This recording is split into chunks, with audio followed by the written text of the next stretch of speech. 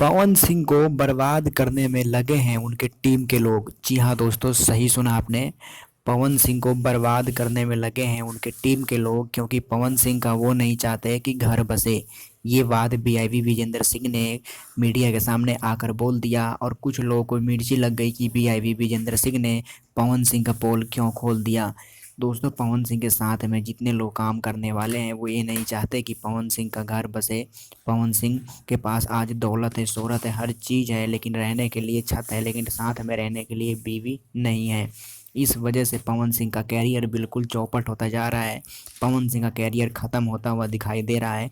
दोस्तों, बीआईबी विजेंद्र सिंह ने ये बात कही है मीडिया के सामने, लेकिन कुछ लोगों को मिर्ची लग गई। दोस्तों, आप क्या कहना चाहेंगे? बीआईबी विजेंद्र सिंह का कहना ये है कि पवन सिंह को, ज्योति सिंह को ले आना चाहिए, अपने साथ में रखना चाहिए, अपने बीवी बच्चे के साथ में रहना चाहिए।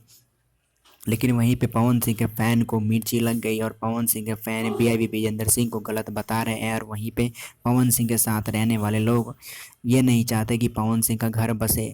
दोस्तों, आप क्या कहना चाहेंगे? प्लीज़ हमें कमेंट करके ज़रूर बताएं। Thank you.